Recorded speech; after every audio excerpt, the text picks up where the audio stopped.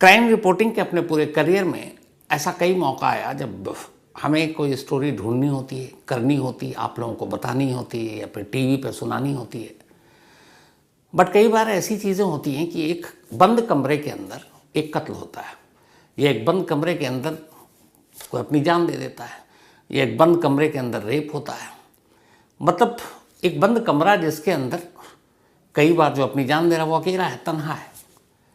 अब ऐसी सूरत में उस बंद कमरे के अंदर उसकी मौत से पहले क्या कुछ हो रहा है, क्या क्या उसने किया, कैसे किया, क्या उसके दिमाग में चल रहा था, क्या करने जा रहा है, क्यों करने जा रहा है, इन चीज़ों को बाहर निकाल कर लाना लगभग असंभव है, मुश्किल है। तो कई बार हम लोग क्या करते हैं, ख़ासतौर पे जो क्राइम जर्नलिस्ट हैं या खुद पुलिस वाले भी हैं, कि उन घरों की चीज़ों से कुछ अंदाज़ा लगाते हैं कि इसने आखिरी वक्त में क्या क्या किया होगा। जैसे सपोज़ अगर उस रूम के अंदर 2 चाय की प्याली है और दोनों चाय की प्याली खाली है तो इसका मतलब है 2 लोग थे जिन्होंने चाय पी। फ्रिज के अंदर खाना है तो यह है कि ये खाना पूरा है या आधा है, किसी ने खाया, किसी ने छोड़ दिया। तो छोटी छोटी चीज़ों के ज़रिए आप उस कमरे के राज को बाहर लाते हैं। लेकिन आज जो मैं आपको कहानी सुनाने जा रहा हूँ उसी अतुल सुभाष की।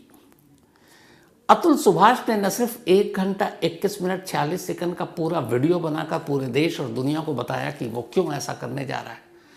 23 पन्नों का उसने जो नोट लिखा मरने से पहले, उसमें अपनी पूरी कहानी लिखकर दुनिया को बताकर गया कि वो क्यों और क्या करने जा रहा है। इसके अलावा उसने एक और पन्ना अपने घर की दीवार पर चिपका रखा था। एक दीवार पर 2 पेज A4 साइज के चिपके हुए थे। एक पे बड़ा बड़ा बोल्ड में लिखा हुआ था जस्टिस इज डी, वो आपने देखा। ठीक उसके बराबर में एक पेज और दीवार से चिपका हुआ है, लेकिन उसमें बहुत ही छोटे छोटे वर्ड्स में, छोटे छोटे अक्षरों में कुछ चीज़ें लिखी हुई हैं और बाकायदा उस पेज को तैयार किया गया है। उसमें कॉलम भी है जिसे हम खाना कहते हैं, उसके ऊपर उसका एक हेडर भी है। तो जब तस्वीर आई उसके कमरे के अंदर की तो ये दिखाई नहीं दे रही थी कि ये है क्या। लेकिन फिर जब बेंगलुरु पुलिस ने वहाँ पहुंचकर उस पेपर को निकाला, क्योंकि वो एक एविडेंस है, फिर सारी चीज़ें देखी, तो पता है वो पेपर क्या था जो उसने दीवार पर चिपकाई। उस एक पेपर के ज़रिए उसने ये बताया कि मरने से पहले उसने 2 दिन तक क्या किया और उस 2 दिनों में उसने क्या क्या किया।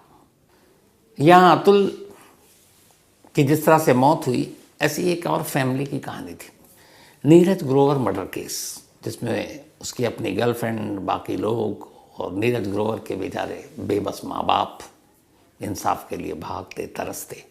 तो नीरज ग्रोवर मर्डर केस की पूरी कहानी कुकू एफएम के ऑडियो लर्निंग प्लेटफॉर्म पर मौजूद है, आप वहाँ जाकर इसे सुन सकते हैं। अगर आपको भी क्राइम स्टोरीज में खो जाना है तो आपके लिए एक ज़बरदस्त मौका है।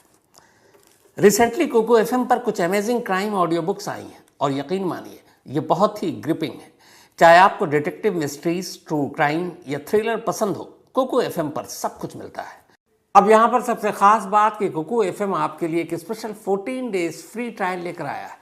लेकिन ध्यान रहे, ये ऑफर सिर्फ पहले 500 लोगों के लिए अवेलेबल है। तो अगर आप इन थ्रिलिंग कहानियों में डूबना चाहते हैं तो देरी मत कीजिए, मेरे डिस्क्रिप्शन में दिए गए लिंक पर क्लिक करें, कूपन कोड CMTK14 का यूज़ करें और आज ही अपने फ्री ट्रायल शुरू करें। सोचिए, आप 14 दिनों तक जितनी चाहें उतनी क्राइम ऑडियो बुक सुन सकते हैं, वो भी बिल्कुल फ्री। या आपके कम्यूट, वर्कआउट या फिर एक शांत शाम को और भी एक्साइटिंग बनाने का परफेक्ट तरीका है। लेकिन याद रहे, वक्त तेज़ी से निकल रहा है और एक बार जब फ्री ट्रायल स्लॉट्स ख़त्म हो जाएंगे तो फिर ये मौका हाथ से निकल जाएगा। तो इस ऑसम मौके को मिस मत करें, अभी अपने फ्री ट्रायल लें और क्राइम की बेस्ट स्टोरीज सुनना शुरू करें। After 14 days the subscription plan will be activated. तो ऐसी चीज़ें कि एक बंद कमरे के अंदर का राज आप किसी मतलब यूं ही एक तरह से आप आजमाएं या फिर एक तरह से अंदाज़ा लगा कर निकालें। लेकिन उसने ये मौका भी नहीं दिया किसी को कि आप पता करो कि मैंने कब क्या कैसे किया। उसने एक एक चीज़ आखिरी 2 दिनों की बाकायदा एक पेपर पर लिखकर, पॉइंटर बनाकर और दीवार पर चिपका कर गया। और उसने वो सारी चीज़ें लिखी जो उसने आखिरी के 2 दिनों में किया, यानी 8 और 9 दिसंबर को। ये जो एक पेपर था, और ये पेपर जो आप देख रहे हैं उसी के दीवार पे चिपका हुआ ये पेपर है। इस पेपर के सबसे ऊपर उसने लिखा, फाइनल टास्क बिफोर मुक्ति, मुक्ति से पहले के आखिरी काम। इसके बाद उस पेपर के नीचे उसने 3 क्राइटेरिया, 3 हिस्सों में बांटा कि उसके ये 32 काम कौन कौन से हैं जो उसे करना है। और ये इसलिए उसने लिखा था ताकि वो भूल नहीं जाए, क्योंकि वो जो करने जा रहा है उसके लिए वक्त कम है और कोई भी चीज़ छूटनी नहीं चाहिए। तो इसने इन 32 कामों को 3 सेक्शन में बांटा, 3 हिस्से किए इसके। जो पहला हिस्सा उसका नाम रखा बिफोर लास्ट डे, आखिरी दिन से पहले, यानी ये तारीख थी 8 दिसंबर, क्योंकि 8 और 9 दिसंबर की रात या सुबह अर्ली मॉर्निंग उसने अपनी जान दी। तो पहला सेक्शन था बिफोर लास्ट डे। इसके बाद जो दूसरा हिस्सा था उसका नाम लिखा उसने लास्ट डे, और जो तीसरा हिस्सा था उसका नाम लिखा एग्जीक्यूट लास्ट मोमेंट। तो ये 3 हिस्से थे, बिफोर लास्ट डे और एग्जीक्यूट लास्ट मोमेंट। यानी उसे जो भी काम करना था इन्हीं 2 दिनों के अंदर ये सारी चीज़ों को करना था। और उस पर सबसे ऊपर उसने नाम लिख दिया था कि जो फाइनल टास्क बिफोर मुक्ति, मुक्ति पाने से पहले के आखिरी काम।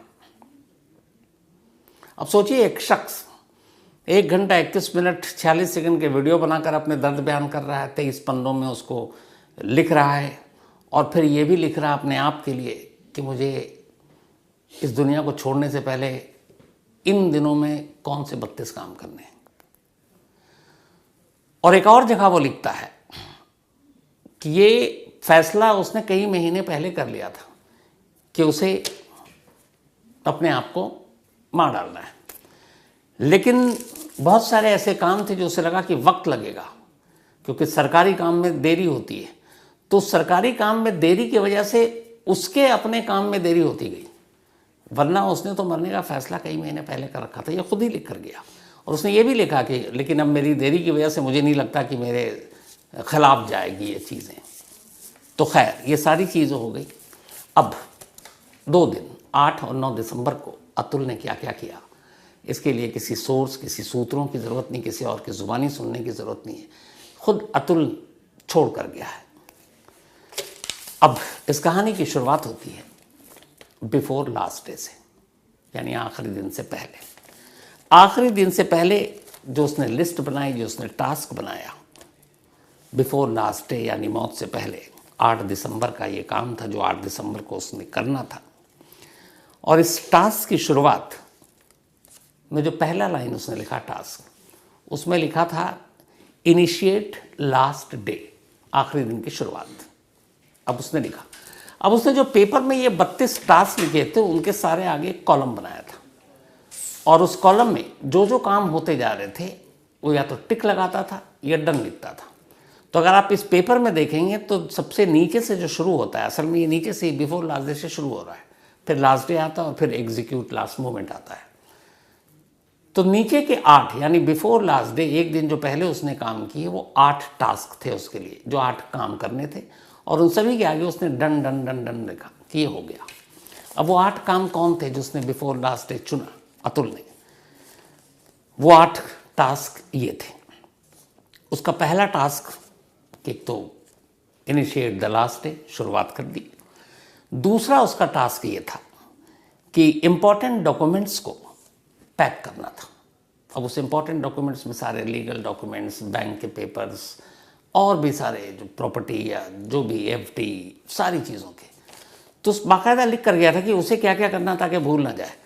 तो उसका दूसरा इम्पॉर्टेंट काम था, टास्क था उस दिन की सारे डॉक्यूमेंट्स को पैक करना है। तीसरा टास्क था कानूनी तैयारियों को पूरा करना, जो भी लीगल फॉर्मेलिटीज़ हैं, सारे पेपर हैं, कोर्ट में 9 मुकदमे थे उनसे रिलेटेड, तो सारी कानूनी जो पेपर्स हैं उनको जब इकट्ठा करना, एक जगह रखना।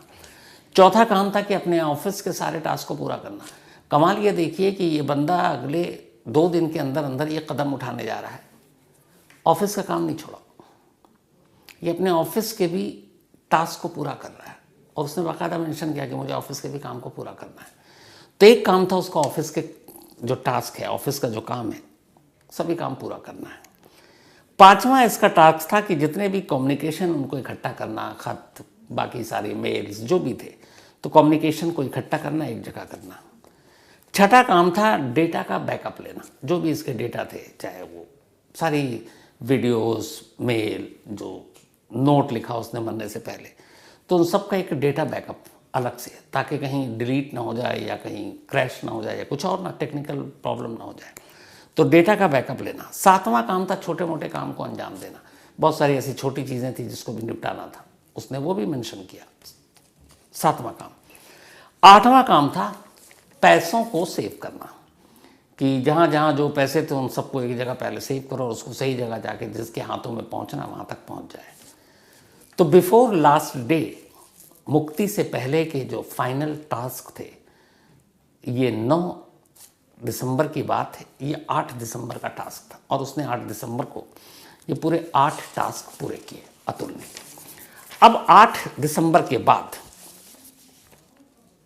दूसरा टास्क आता है, दूसरा दिन। अब 9 दिसंबर की तारीख आ गई। 9 दिसंबर ये शायद रात के 12 जब बजे, तो 8 दिसंबर की शाम रात से शुरू हुआ या सुबह से, और फिर 9 दिसंबर उसी 8 रात की तारीख जब 12 से गुजर गया तो 9 दिसंबर की रात हो गई। तो ये उसी वक्त 9 दिसंबर की रात की बात है जब इसे दूसरा टास्क करना था। तो अब अतुल ने अपना पहला काम तो कर लिया, पहला हिस्सा उसने बिफोर लास्ट डे के तौर पर कर लिया। अब उसे दूसरे हिस्से को पूरा करना था, यानी लास्ट डे।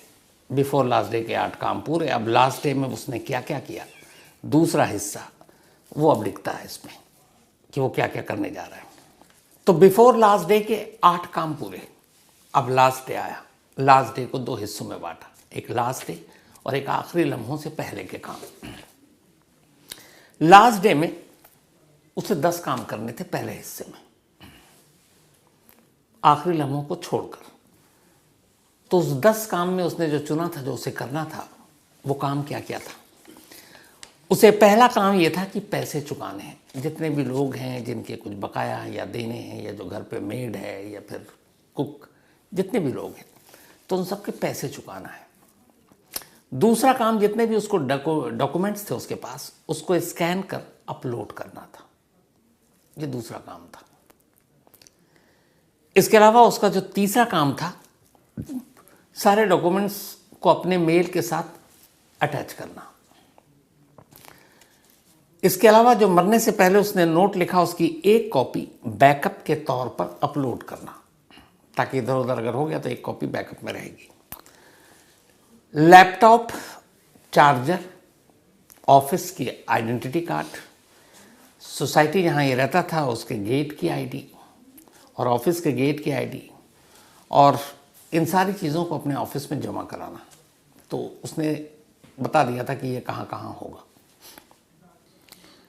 मतलब लैपटॉप, चार्जर तक, ऑफिस के आईडी तक, ये सब ऑफिस में जमा कराने वही उसमें टास्क में शामिल था। इसके अलावा फंदा तैयार करना, ये भी उसने टास्क में लिखा था कि कैसे फंदा बनाना है। इसके अलावा अपने फ़ोन से फिंगरप्रिंट्स को हटाना। फ़ोन में होता है, आप लॉक अनलॉक करने के लिए फिंगरप्रिंट्स आजकल बहुत कॉमन है, तो फिंगरप्रिंट्स को हटाना, और साथ ही साथ जो फेस रिकॉग्निशन है उसको भी हटा देना, ताकि फ़ोन अनलॉक ना हो, मतलब लॉक ना हो, अनलॉक रहे। क्योंकि उसे मालूम था वो जो करने जा रहा है, उसके बाद पुलिस आएगी, बाकी चीज़ें खंगालेगी, उसके सारे इलेक्ट्रॉनिक गैजेट देखेगी। तो उसने इस बात का भी ध्यान रखा कि फ़ोन के जो फिंगरप्रिंट्स हैं उसको क्लियर कर दो, जो फेस रिकॉग्निशन का लॉक लगा रखा उसको हटा दो, और फ़ोन को अनलॉक रखो। ये भी उसने अपने टास्क में लिखा। इसके अलावा छोटे मोटे कामों के और डेटा तैयार करना, और फिर वो वीडियो जो उसने बनाया 1 घंटा 21 मिनट 40 सेकंड का, उसे लाइव अपलोड करना। यानी लाइव अपलोड करने के कुछ देर के बाद अब आखिरी लम्हों के कुछ काम बचे थे। तो ये लास्ट डे का पहला हिस्से का काम था, जो कुल 10 काम थे। उसने ये 10 काम किए, 8 काम बिफोर लास्ट डे कर चुका था। अब आता है अतुल की जिंदगी के आखिरी लम्हों का काम, और वो आखिरी लम्हों के काम को अंजाम देकर फिर उसे अपना काम करना था। आखिरी लम्हों का जो उसने काम किया, जो काम लिखा, उसी मुक्ति के फाइनल टास्क बिफोर मुक्ति से, उसमें जो उसने शुरुआत किया तो पहली लाइन ही लिखी डिस्ट्रॉय आई। ये पहली लाइन है, मतलब अब उसका शुरू हो चुका है फाइनल टास्क। डिस्ट्रॉय आई मतलब अब मैं अपने आप को बर्बाद करने जा रहा हूँ।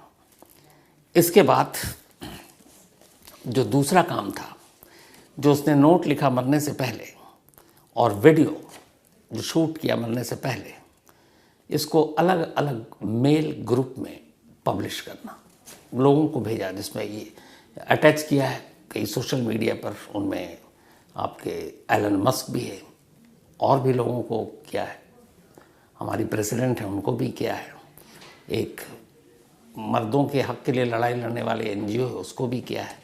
तो ये टास्क था कि पहले इनको भेजना है ये सारे वीडियो और नोट्स। तो उसको अलग अलग ग्रुप में पब्लिश किया, अपलोड किया।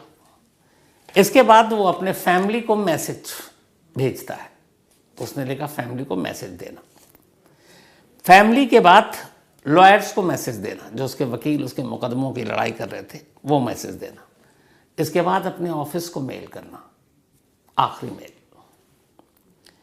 फिर सारे अटैचमेंट को चेक करना। ये छोटे छोटे पॉइंट सब लिखे हुए हैं, सारे अटैचमेंट को चेक करना जो वो भेज रहा है। और इसके अलावा जो मैंने कहा कि वीडियो को लाइव अपलोड करना, तो और उसी के साथ नोट को भी अटैच कर देना। कोर्ट की कॉपी को भी मेल करना, जो उसके अलग अलग कोर्ट के केसेस चल रहे थे उनको करना। और फिर हाई कोर्ट, जो इलाहाबाद हाई कोर्ट है उसको, और सुप्रीम कोर्ट को ये सारी चीज़ें भेजना। उसने वो भी भेजा। इसके अलावा भेजे गए मेल का बैकअप भी लेना, ये भी वो लिख रहा है। सुप्रीम कोर्ट हाई कोर्ट वो भेज चुका है। और फिर मेल का अटैचमेंट चेक करना कि ये सारी चीज़ें सारे लोगों को सही समय तक पहुंची हैं कि नहीं पहुंची। तो ये उसका लास्ट आखिरी लम्हों का काम था। लेकिन ये भी काम पूरा नहीं हुआ था, अभी कुछ काम और बाकी थे। अब उसने ये सारे काम कर लिए। 32 में से अब 6 टास्क बचे थे, लास्ट 6, और उसे लास्ट 6 टास्क को पूरे करने थे। अब वो लास्ट 6 टास्क क्या थे? आखिरी लम्हों के इस आखिरी 6 कामों में उसने जो पहला काम लिखा वो ये था कि जो उसने मरने से पहले का अपना नोट लिखा है, उस नोट को 23 पन्नों के कमरे के टेबल पर ओपनली रखना, ताकि जो भी कमरे में घुसे उसको आसानी से वो नोट दिखाई दे। और जिसके ऊपर बड़ा बड़ा उसने लिखा था जस्टिस इज ड्यू। तो नोट को टेबल पर रखना ताकि उसे याद रहे। और ये सब ये लिखता जा रहा है। इसके बाद कमरे की चाबी, जो रूम की चाबी उसे घर की चाबी है, उसको फ्रिज के ऊपर रखना, ये भी लिखा। बाइक की चाबी और कार की चाबी भी फ्रिज के ऊपर रखना। तो कमरे की चाबी, बाइक की चाबी, कार की चाबी फ्रिज के ऊपर रखना, ये भी उसने रख दिया। अब लगभग उसके सारे काम हो चुके थे। अब आखिरी के 4 काम बचते। उसने चाबी भी रख दी, सारे अपलोड कर दिया, सारे डाउनलोड कर दिया, सब लाइव कर दिया, नोट्स रख दिए, जिन जिन को मेल करना था, मैसेज करना था, सबको कर दिया। अब आखिरी लास्ट 4 काम बचे। और वो 4 काम क्या थे वो भी लिखा उसने। आखिरी 4 कामों की शुरुआत जो करता है, उसमें पहला काम था 108 बार शिव का नाम जपना। 108 बार वो शिव का नाम जपता है। इसके बाद वो कमरे की सारी खिड़कियां खोल देता है। ये उसके बाद आखिरी के 3-4 काम है। शिव का नाम जपा 108 बार, कमरे की सारी खिड़कियां खोल दी, लेकिन कमरे का दरवाज़ा बंद कर दिया। ये भी उसमें था, खिड़कियां खोलनी है, दरवाज़ा बंद करना है। ये सब करने के बाद अब वो बाथरूम जाता है। वहाँ जाने के बाद वो नहाता है। ये भी उसमें लिखा हुआ था। लास्ट टास्क जो रिटर्न में था इस 32 टास्क में, मुक्ति से पहले उसका आखिरी टास्क यही था कि उसे बाथ लेना है, उसे मरने से पहले नहाना है। वो नहाता है, उसके बाद आता है, और फिर इसके बाद आगे की कहानी नहीं। ये जो टास्क है इसमें 8 जगह डन है, बाकी जगह टिक लगा हुआ है, यानी 32 काम उसने पूरे कर दिए। कायदे से उसने एक टास्क का इसमें जिक्र ही नहीं किया, और वो शायद 33वां टास्क था। 33वें टास्क का जिक्र उसने इसलिए नहीं किया क्योंकि उस 33वें टास्क को पूरा करने के बाद न वो उस पर टिक लगा पाता, न आगे डन लिख पाता। क्यों? क्योंकि मुर्दे तो टिक लगा नहीं सकते, न मुर्दे डन लिख सकते।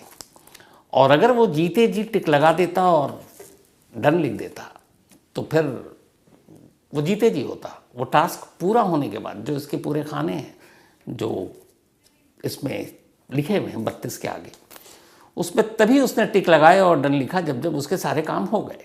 तो एक अधूरे काम का वो पूरा करने से पहले ही न टिक लगा सकता था, न ही वो उस पर डन लिख सकता था। इसीलिए 33वें काम का उसने मेंशन ही नहीं किया। आखिरी नहाने के बाद उसने बाकी चीज़ें लिखनी छोड़ दी। नहाने के बाद फिर वो कमरे में पहुंचता है और इसके बाद अपनी जान दे देता है। जैसे कि मुर्दा आदमी लिख नहीं सकता था, तो वो जीते जी न टिक लगा सकता था, न डन कर सकता था, और जो उसने किया उसके बाद तो मुमकिन ही नहीं था कि वो उस टास्क को भी पूरा दिखाता। तो एक टास्क उसने अधूरा छोड़ा था, लेकिन पूरा करके गया। और वो इतना सब कुछ करके गया कि उसके बाद उसे पता था दरवाज़ा बंद है, लेकिन चाबी कहाँ होगी।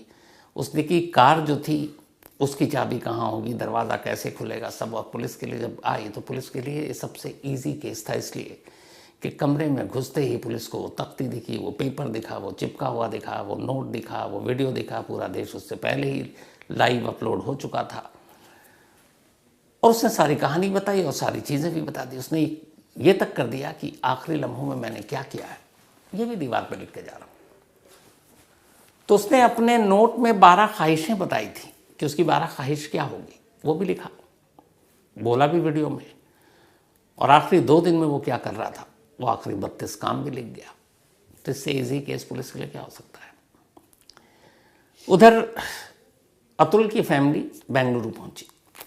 बेंगलुरु में ही बॉडी सौंपी गई। वहीं बेंगलुरु में अंतिम संस्कार हुआ। अंतिम संस्कार के बाद अतुल का भाई कलश में अतुल की अस्थियां लेकर फ्लाइट से पटना पहुंचे। माँ भी साथ गई थी, और माँ ने जब से खबर सुनी है वो होश में कम और बेहोश ज़्यादा हो रही हैं, रो रो कर निढाल है। तो जब पटना पहुंचा अतुल का भाई, हाथ में अपने अतुल को लिए हुए उस कलश में अस्थियों की शक्ल में और उस कलश में बंद, तो एक रिपोर्टर ने पूछा कि इन अस्थियों का क्या करेंगे, क्या आप अपने भाई की आखिरी ख्वाहिश पूरी करेंगे।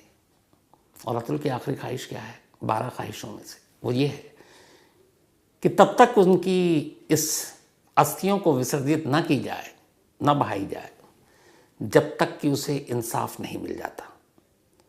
और अगर इंसाफ नहीं मिलता तो फिर किसी अदालत के बाहर के गटर में इसे बहा दिया जाए। तो रिपोर्टर ने सवाल पूछा कि आप इस अस्थियों का क्या करेंगे। भाई ने जवाब दिया, इन अस्थियों को हम सहेज कर रखेंगे क्योंकि भाई की ख्वाहिश है, और इंतज़ार करेंगे, इंसाफ का इंतज़ार करेंगे, अदालत का और उस फैसले का, और तब फैसला करेंगे कि अतुल की इन अस्थियों का क्या करना है। फिर सवाल हुआ कि अगर अदालत फैसला हक में ना दे पाए तो। इसका जवाब देने की मतलब एक तो अजीब सा ये सवाल था, और इसकी हिम्मत भी शायद नहीं कर पाए। लेकिन ये सवाल है सोचने वाली कि सहेज कर तो अब रखेंगे। अब अतुल एक कलश में अस्थियों की शक्ल में अपने घर पहुंच चुका है, समस्तीपुर बिहार। अब कितने दिनों तक उस कलश में कैद होकर वो अपने घर पर रहेगा। जब तक रहेगा माँ बाप पूरा परिवार उसी गम में रहेगा। लेकिन अगर इंसाफ मिला तो ठीक, न मिला तो क्या। इसलिए ये सवाल है कि एक तरफ बेटे की आखिरी ख्वाहिश है और दूसरी तरफ माँ बाप और भाई है। कोई भी परिवार जो ख्वाहिश अतुल ने जताई है, क्या इंसाफ न मिलने की सूरत में वो कर पाने की हिम्मत रखेगा। क्या कोई अपने हाथों से अपने बेटे की अस्थियों को किसी गटर में बहाने की हिम्मत करेगा। अजीब सवाल है, लेकिन है। तो दुआ तो यही है कि कम से कम उसकी ये ख्वाहिश ज़रूर पूरी हो, उसे इंसाफ मिले, ताकि एक हम जो इंसान जिस दुनिया में रहते हैं, जैसे जन्म लेते हैं, जैसे मरते हैं, मरने के बाद की कुछ रस्में होती हैं और वो इसलिए होती हैं ताकि आत्मा या रूह को सुकून मिले, वो हर एक का हक़ है, अतुल का भी हक़ है। तो कम से कम उसकी आत्मा को तो सुकून मिले। और परिवार से भी ये एक बड़ी सज़ा है परिवार के लिए कि वो कैसे कर पाएंगे। तो परिवार को भी ऊपर वाला इस इम्तिहान से निकाले, रास्ता आसान करे और उन अस्थियों को उसकी सही जगह मिले। उधर दूसरी तरफ बेंगलुरु पुलिस ने एफआईआर दर्ज की। बेंगलुरु पुलिस की एक टीम जौनपुर के लिए निकल गई अतुल के सास, पत्नी, साले और चाचा को पकड़ने।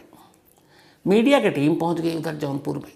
अब मीडिया की टीम पहुंची, भाई इतनी मतलब खबर है ऐसी कि आपको दूसरा पक्ष जर्नलिज्म में सिखाता है कि लीजिए आप, तब उनका भी पक्ष, उनका जो था वो जानने के लिए।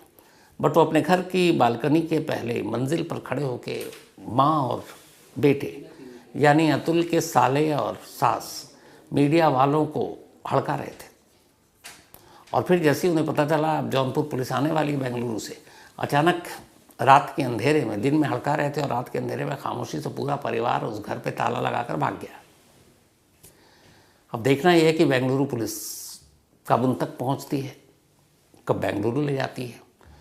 और बेंगलुरु पुलिस के जो डीसीपी हैं शिव कुमार, उनसे फ़ोन पर बात हुई थोड़ी देर पहले, तो उनसे पूछा कि मतलब इसमें जज साहिबा और उनके पेशकार का नाम नहीं है, तो उन्होंने कहा कि हम लीगल ओपिनियन ले रहे हैं और हम केस की भी तफ्तीश करेंगे, पूछताछ करेंगे, और हमें ज़रूरत पड़ी लीगल ओपिनियन लेने के बाद तो न सिर्फ उनका नाम होगा एफआईआर में, बल्कि उनसे बुलाकर पूछताछ भी होगी। तो देखिए आगे क्या होता है। फिलहाल इस कहानी में इतना ही। अब आपसे मुलाकात होगी।